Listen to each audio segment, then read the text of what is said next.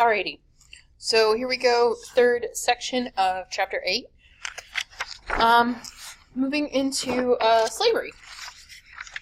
Alright, so 1/3 of the population of the South were slaves at this time period. Some are going to believe that the revolution would end slavery. It actually does not. We have a lot of people that are very dependent upon slavery, and a lot of people that are in the decision-making processes. Many of the black loyalists are going to flee to Canada at the end of the war.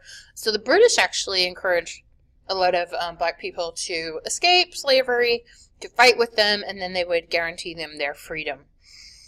Let's see, free blacks in New England, others are going to stay in the States supporting the Patriots. Free blacks in New England are going to volunteer for service. You have slaves in Maryland and Virginia bargaining service in local militias for post-war freedom. So you do have a lot of black people that fight in the American Revolution. Many of them because they were guaranteed their freedom. Problem is, if you're on the side that's not winning, it's hard for them to guarantee what's going to happen to you. Virginia is going to pass a Manumission Act that's going to allow for the release of slaves by their owners. Condemnation of slavery by Quakers and Enlightenment thinkers increases after the war. So Virginia basically says you can release your slaves if you want to. 1784, Massachusetts will abolish slavery altogether. All states north of Delaware are going to follow by 1804. Some states promised freedom after a period of service. Even where slavery was abolished, discrimination is going to continue. So just because we end slavery in areas and in the north, black people are not treated better. They are still treated as second-class citizens and as maybe even third and fourth-class citizens, depending on where they're at and who else is around. So this is not an ideal situation, even though they are free. Financial investment in slaves makes linking republicanism to their condition difficult for most slaveholders. Some did release slaves or allow them to buy freedom. However, in the South, slavery becomes a necessary evil. Most of them believe anyway. Maintenance of white supremacy in the planter lifestyle was critical. So to keep the slaves in their places, they definitely had to maintain that environment. 1800, you have an uprising by Gabriel Prosser. And this is Gabriel Prosser in the picture on the right. That's going to result in him and 30 others being hanged. So clearly it is not successful. This is going to increase arguments among Southerners that republicanism was meant for whites only. So there really was this belief that black people weren't as smart, they weren't as intelligent, they weren't as capable, they had to be told what to do, or otherwise they wouldn't be able to survive. And a lot of people are of that opinion, unfortunately. Alright, so right here you have the states that are free, and you can see the dates that happened. So remember the Northwest Territory. It's going to be 1787, so that's Indiana and Ohio up there. New Hampshire, 1783. Maine, which at this time is part of Massachusetts, is going to be 1780, along with Massachusetts. Gradual abolition is going to occur in New York and Pennsylvania. And then your southern states, starting with Virginia on south, are going to be your slave states. All right. So, foreign visitors are going to note this distinct cultural difference between the North and the South. I mean, it's really not that hard to notice. During the debates in the Constitution, it is accepted that Congress would not interfere in slavery. And that is one of the things. So, when you read the Constitution, it does not use the word slaves in any fashion. They talk about slavery in 3 parts of the Constitution. They talk about the 3/5 compromise, which is basically that when they count, because the North said, well, if you're going to call them property, you should be paying taxes on them. And the South was like, well, they're people, so we should have representation. And of course, if you're going to represent all these people who don't truly have a vote or a voice, I was trying to say voice and vote at the same time, it wasn't working out, then it's really going to sway the numbers in Congress, and that's what the Northern people were concerned about. And then, of course, the Southerners don't want to pay taxes on all that property. And so they come up with the 3/5 clause, which basically means they do a census of the population of black people or enslaved people, not black people, enslaved people and count that total number as 3/5 of that, and it counts for both representation and taxation.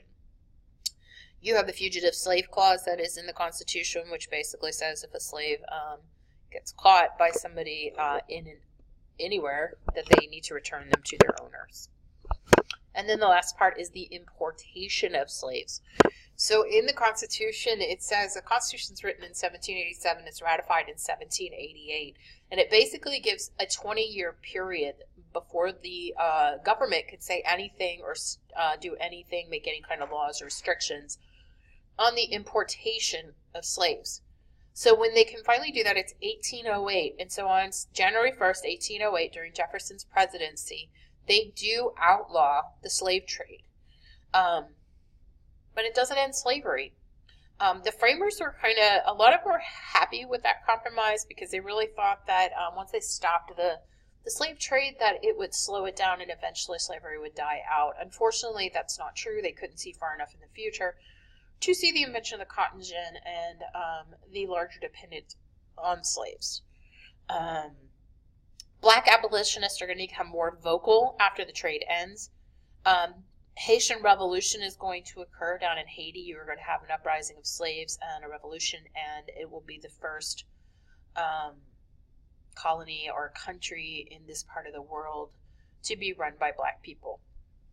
All right, so the Haitian Revolution, this is going to be used a lot as an example of a way that people are going to overthrow the institution of slavery. For collective support, they're going to join secret anti-slavery societies. They're going to the demand for slaves is obviously going to continue with the cotton boom and Eli Whitney's cotton gin. 1817, the American Colonization Society was founded by white men with the goal of freeing the slaves and sending them back to Africa. And as I've told you many times before, I believe, you cannot send somebody back to a place they are not from. And at this point in time, by the 1800s, the majority of the slaves are American-born. By the time you get to the Civil War, I would garner to say that almost all, if not all, of the slaves are American-born. But at this point, the majority of them are. So they're going to get this little land in Liberia there, and they're going to move all the slaves there, right? 6,000 African Americans are going to resettle in Liberia. Most free blacks are going to oppose these colonization schemes because, again, they're born here in America and they see themselves as Americans and they want to stay in the country of their birth. All right. Debate is going to continue over whether Missouri would enter in the Union in 1819 as a slave state. Missouri wants to be a slave state. However, that would throw off the balance of slave versus free state. Southerners are going to threaten to keep Maine from entering the Union as a free state. They argue that the principle of equal rights, Missouri could not be held to a different standard than other new states. Constitution guarantees a state's sovereignty, and Congress has no authority to infringe on property rights of individual slaveholders in Missouri. So these are going to be their arguments. After 2 years of debate, you are going to get Henry Clay, who is going to devise a series of agreements that will be collectively known as the Missouri Compromise. Maine is going to be admitted as a free state in 1820. Missouri would join the Union as a slave state in 1821 to preserve a balance between North and South. But it's also going to create a precedent for future admissions. And basically, you're going to have the Missouri Compromise line at 3630, right above where that Arkansas territory is. So anything that it joins the Union above that would be entered as a free state. Anything that joins the Union below that would be entered as a slave state.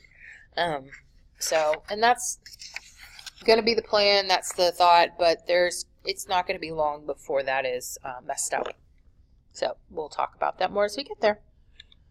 So again, here's the Missouri Compromise line. So Missouri admitted as a slave state in 1821.